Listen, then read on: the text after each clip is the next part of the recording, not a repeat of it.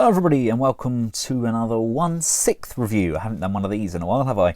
Today I am lucky enough to be taking an early look at the ThreeA 2000AD 1/6 Judge Dredd. I absolutely love the 2000 AD comics. I have been super excited for him ever since I saw the early preview with ThreeA's Greg, and they're having a chat to him, and this guy was in the background. They were looking around it. We get a wonderfully large box. We do get this really nice sleeve which goes over the box. You've got Judge Dredd, you've got the badge on there, and then we've got his weapons that are included. We've got the Lawgiver Mark 1, and we've got the Mark 2. We've got his day stick, and we've got the Law Rod. I really hope they get a chance to make a Lawmaster. Imagine a 1/6 scale Lawmaster. And we've even got some really nice artwork on the inside of the sleeve. It makes me want to open up the sleeve, but I can't. We've got Dredd there. Got him in chains. He is the law, and you'd better believe it. He is the law. Oh, God, I've got goosebumps. I absolutely loved this comic growing up as a kid, and there he is sitting there. Look, the only way is the law. We have the small instruction sheet, which just tells us how to change out the face. We've got the movements of that shoulder section there. We've got the magnets. Oh, magnet for a Dredd's badge. And there he is. On the back there, we've got the ammunition cartridge. I don't know if you are aware of the guns in Dredd, but generally one gun fires multiple different things. This is changing out the ammo cartridges. We can move these sections along. That is the original Lawgiver, and this Lawgiver here, the Lawgiver 2, that's the sort of one we've seen in the more recent Judge Dredd movies, and we get all of the exchangeable hands. It comes packaged in a plastic clamshell. Everything with the detail on it has an additional baggie as well, and here we have him out of the package. He is judge, jury and executioner, a merciless lawman delivering justice with an iron fist on the mean streets of Mega City 1. He is Judge Dredd. When someone calls on the law for help, be they mutie, alien, cyborg or human, the law cannot turn a blind eye, and he is the law. People know where he stands. They need rules to live by, and he provides them. They break the rules, he breaks them. That's the way it works. He looks ruddy lovely, doesn't he? Oh, they have done an epic job on this. Don't quote me on this, but I believe this is all completely new parts, including the torso underneath. There's a lot of ratchets being used, and it does feel like a completely new torso. It's certainly nothing like I've ever had from ThreeA in the past. Let's take a look at his accessories, starting off with the Lawgiver Mark 1. We've got the selection dial on the side here. You've got the red on the back. That can rotate. It's a nice solid gun. It's very much like what they gave us with their 1/12 scale figure. We do get the ammunition cartridge, which, as you can see here, does have some bullets in there, and this can just slide inside like this. Love the weathering on there as well. Got a really nice metallic look to it, but it is all plastic. The Mark II is just as nice, if not nicer. You've got the serial number up there. You've got the Justice Department Armory. We do have the removable ammunition cartridge again with those bullets in there. We have the selection dial again. That twists at the rear. We've got the trigger in there Really impressed with the paint applications on these. Some of the best I've seen from 3A. We have his nice trusty day stick. I love how the base of the stick, the handle grip, it's actually textured. You can actually feel all of these little raised bumps on there. Got the gold crest there. And it's not just black stick, you can see the silver speckles throughout. It's as if the stick's been used several times on a few citizens that decide to break the law. If you are a die-hard Judge Dredd fan, this may be something completely new to you. This is the Law Rod. 3A came up with the design and 2000 AD gave them the go-ahead. It's kind of based on the Mark II Lawgiver, but it's been given kind of a more shotgun-like feel. Something that could kind of easily be holstered in the Lawmaster Mark I, and it wouldn't look out of place. And much like the other guns, we do have a removable ammunition cartridge with two variations of ammunition, as well as being able to cock the shotgun backwards and forwards. And we do have the serial number on there, and we have the Justice Department Armory. Now, the tail end of the gun, excuse my terms for this, I don't know what they're actually called, it is a slightly looser fit, but when you attach it to Dredd's hand, this sits on the arm and it pushes it in and it holds together perfectly. I'll cover that once we get it in his hand. Taking a look at some of the hands, we've got the closed fists, really nice glove details on there. They've made of a kind of a rubbery texture. It's nice gloves. It's good paint applications. They've kind of got this black wash over the top, but it's definitely in keeping with how the figure looks. It's like a dirty, grimy, well, it's Mega City 1, isn't it? So he's not going to stay clean for long. We have two of the trigger finger hands. Again, we've got the lovely sculpting on the knuckles and the hands, and we've got the padded sections around the rear of the gloves. 3A have always done very well with like the hands and accessories. Everything which appears to be clothed has always looked nice. These just look grubbier than normal, but that's not a bad thing. And then we get the open palm hands. These are designed to hold the likes of the Law Rod, and I'll tell you now, I was a bit worried about this section being loose, but as soon as that slides in above the hand, it completely locks into place. It's like it's designed to do that, and yeah, it really does hold it into place. So forget that I even mentioned it. Now we do get an additional face, which I will change over later, and I'll show you the details then. But let's just take a look at the details on him at the moment. I think they've done a remarkable job of capturing that comic book likeness. Now I'm trying to think where they've gained their inspiration from for this Dredd. I believe it's primarily based on the art of Brian Boland, with a touch of Greg Staples kind of thrown into the mix.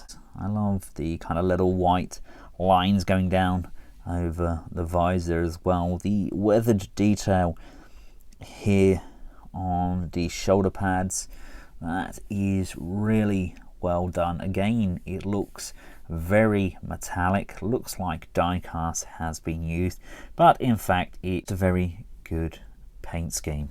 I just love like the speckled scuffs along the helmet. It's never just a matte finish. Coming down to the torso and the belt, I love how bold this is, but again it's got that black wash over the top, giving it that really worn kind of used look.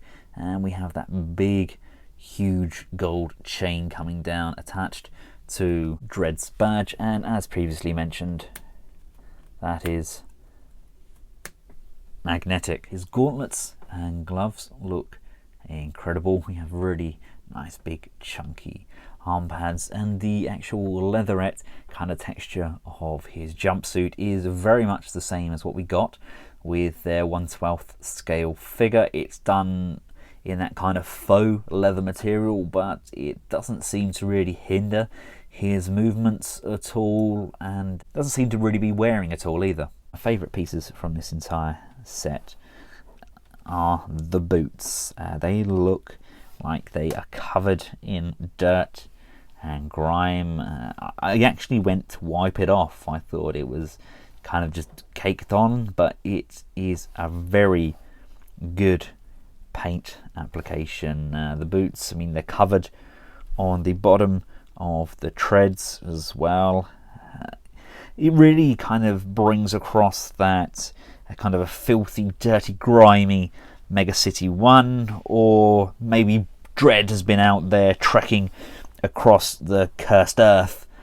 You know, he's kind of been banished, or it's a nice touch, and again, it leaves it up to the owner's imagination. I do like to make these little scenarios with my figures. Call me sad or call me whatever you want, but they're my figures, so I'll do what I want. But yes, I think they've done a sterling job, and the lower boot is actually disconnected from the upper boot. It's really nicely done. It looks very natural, and it goes in with the natural curves of the boot.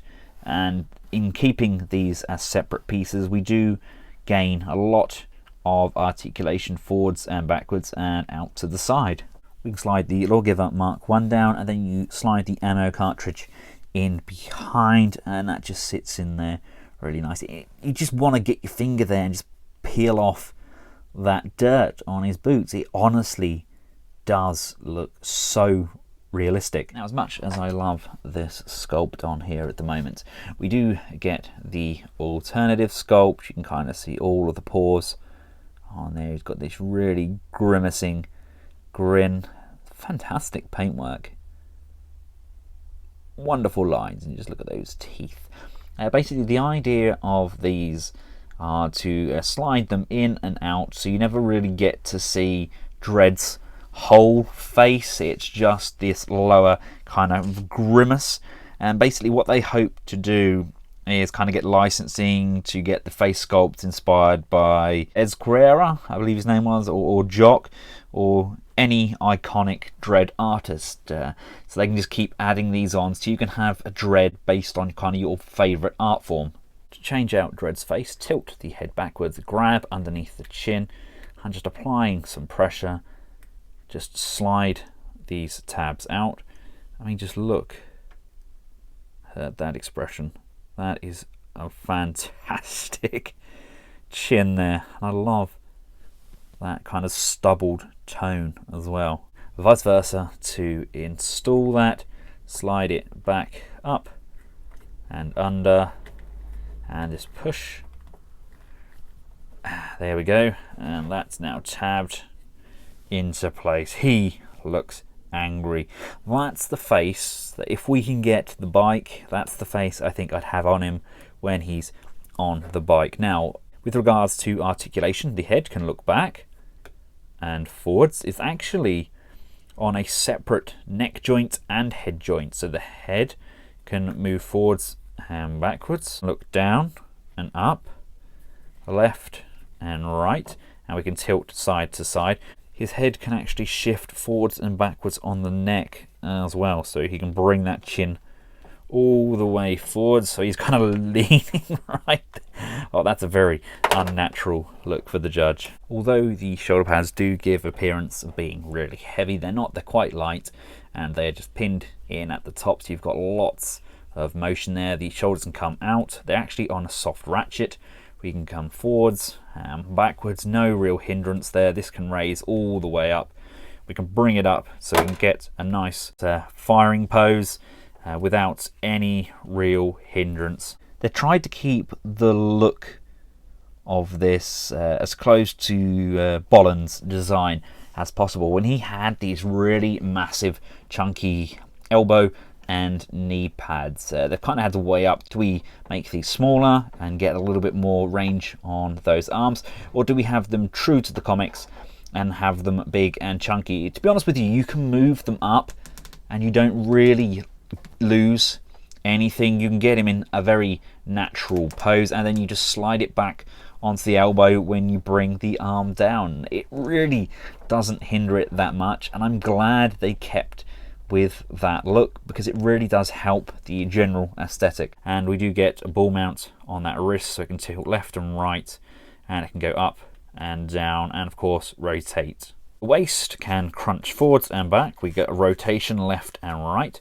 The legs can come this far forwards. It does get slightly tight across the crotch when we get the leg all the way up. Legs can't really go that far back due to the sculpt.